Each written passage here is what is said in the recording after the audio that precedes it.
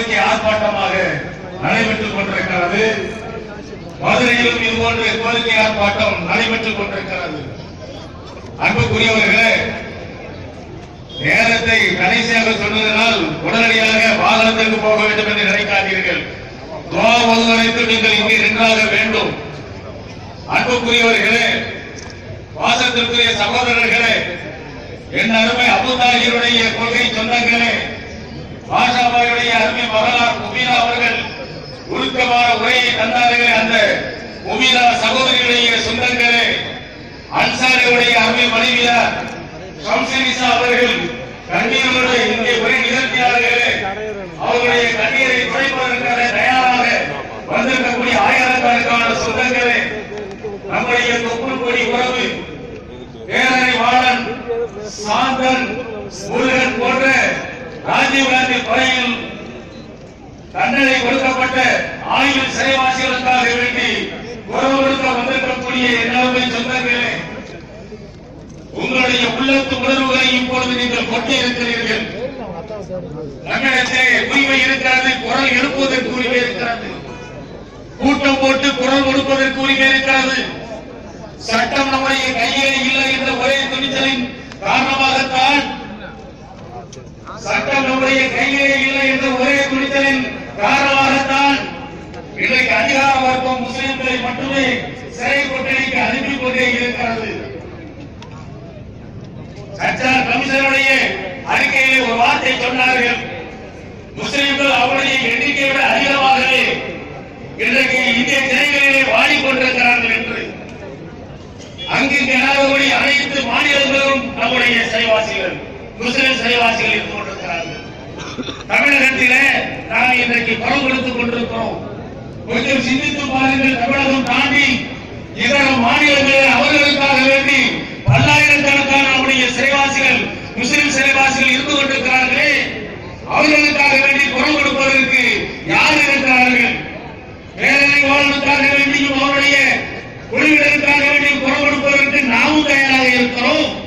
ஆனால் இதே தமிழ்நாட்டிலே இதே முஸ்லிம்களுக்காக வேண்டி குரல் கொடுப்பதற்கு நம்மை தலைவரை எவன் இருந்து கொண்டிருக்கிறார்?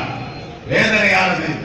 அதிகார வர்க்கத்தினர்கள் சிறைக்கு அனுப்பி கொண்டிருக்கிறார் என்று சொன்னால் அதை தட்டி கேட்கக்கூடிய விஷயங்களை கூட சுகுமாரன் போன்று இயக்கத்தினர்களை தவிர, ராமகிருஷ்ணன் போன்று இயக்கத்தினர்களை தவிர, இது போன்ற உணர்வாளர்களை தவிர தமிழ்நாட்டிலே பெரும்பான்மையாக வாழ்ந்து கொண்டிருக்கக்கூடிய உணர்வாளர்கள் பொதுமக்கள் என்று யார் இருந்து கொண்டிருக்கிறார்கள்? நம்மை தவிர வேறு பேசுவதற்கு நாதியத்தில் போய் நாம் இருக்கிறோம் என்று நான் இப்பொழுது சொல்வேன் என்று மட்டும் நினைத்து விடாதீர்கள். நாம் நாதியத்தில் போய்விடவில்லை,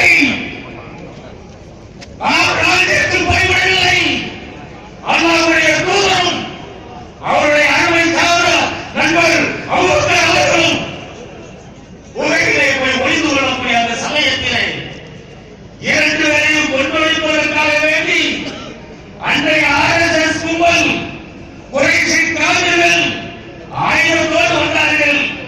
தூரே இதோ அவர்கள் புரிந்து பார்த்தார்கள் என்று சொன்னால் நாம் கொண்டொழிக்கப்படுவோம் என்று அபூபக்கர் வரைவரைப்போடு சொன்ன சமயத்திலே இது எவ்வளவு சாஹிபி லா தஹ்சன் இன்னல்லாஹ மஅனா, அல்லாஹ்வுடைய தூதர் சொன்னது குர்ஆனிலே இருக்கிறது.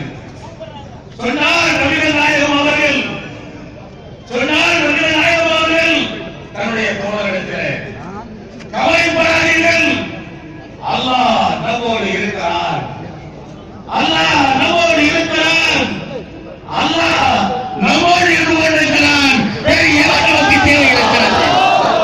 வேறு யாருடைய ஆதரவு நமக்கு தேவை இருக்கிறது? நாம் ஜனநாயக நாட்டிலே வாழ்ந்து கொண்டிருக்கிறோம் என்பதற்காக இந்த நாட்டுடைய சட்டங்களுக்கு கட்டுப்படுவோம் என்று மார்க்கம் நமக்கு சொல்லிக் கொண்டிருக்கிறது. இந்த நாட்டுடைய சட்டத்திற்கு கட்டுப்பட வேண்டும் என்று மார்க்கம் நமக்கு சொல்லிக் கொண்டிருக்கிறது. அதனால் ஜனநாயகத்தை மதிக்கிறோம். இங்க எத்தனை காவல்துறை அதிகாரிகள் நின்று கொண்டிருக்கிறார்கள்? எங்களுடைய ஆயுதமாக இருக்கிறான் என்ற நம்பிக்கையோடு வரம்பு மீறினோம் என்று சொன்னால் தகுதி கோடி ஆகிவிடுவீர்கள். அதை நாங்கள் செய்ய செய்ய மாட்டோம். குரல் எழுப்பிக் கொண்டே இருப்போம்.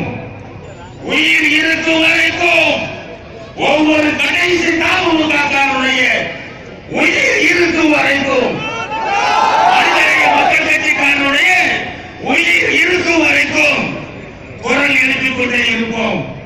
உங்களிடத்தில் காட்சி வந்திருக்கக்கூடிய தவறு எங்களை சிறை கொண்டடிக்கு அனுப்பி கொண்டிருக்கலாம்.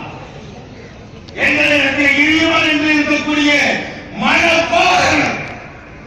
மனோசக்தி அதை உடைக்கக்கூடிய அளவுக்கு தெம்பை தருவதற்கு இருந்து கொண்டிருக்கிறது.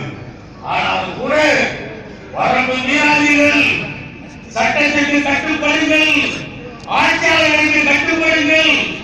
அவர்கள் அநீதி இழைக்கப்படுவதாக இருந்தாலும் கூட அவர்களுக்கு கட்டுப்படுங்கள் என்று சொல்வதன் காரணமாகத்தான் நாங்கள் பொறுமையாக போராடி கொண்டிருக்கிறோம். 49 குடும்பத்து சகோதரிகள் இங்கே நின்று கொண்டிருக்கிறார்கள். பக்கத்தில் தான் காவல்துறை அதிகாரிகள், உளவுத்துறை அதிகாரிகள் நின்று கொண்டிருக்கிறீர்கள். உங்களுக்கும் குடும்பம் இருக்கிறது, சந்தோஷமாக வாழ்ந்து கொண்டிருக்கிறீர்கள். எங்களுக்கும் குடும்பம் இருக்கிறது, சந்தோஷமாக வாழ்ந்து கொண்டிருக்கிறோம். ஆனால் அந்த சந்தோஷத்தில் பெரும் பகுதியை இந்த சகோதரிகளுக்காக அர்ப்பணித்து விட்டுத்தான் இது போன்ற போராட்டங்களில் கலந்து கொண்டிருக்கிறோம். ஈர நிஜத்தோடு அதிகாரிகளே, ஈர மனதோடு அதிகாரிகளுடைய குடும்பத்தார்களே, இறக்க உணர்வோடு ஆட்சியாளர்களே, கருணை உணர்வோடு ஆட்சியில் இருக்கக்கூடியவர்களே, தாய் உள்ளத்தோடு ஆட்சியில் இருக்கக்கூடிய தலைமைப்படுத்தி இருக்கக்கூடிய முதல்வர் அவர்களே, உங்களை தாய் என்று அழைப்பதற்கு கோடான கோடி மக்கள் இருக்கிறார்கள். அம்மா என்று அழைப்பதற்கு தயாராக இருக்கிறார்கள். நான் அல்ல, பெருமிதம் கொள்கிறேன் என்று முதல்வர் அவர்களை நீங்கள் சட்டசபையிலே சொன்னீர்களே. அம்மாவின் நலக்கணம் என்ன கருணை உள்ளத்தை தூக்கி எறிந்துவிட்டு ஆட்சி நடத்துவதா? இலக்கத்திற்கு அப்பாற்பட்டு நடத்தக்கூடியதுதான் ஆட்சியா? அம்மாவின்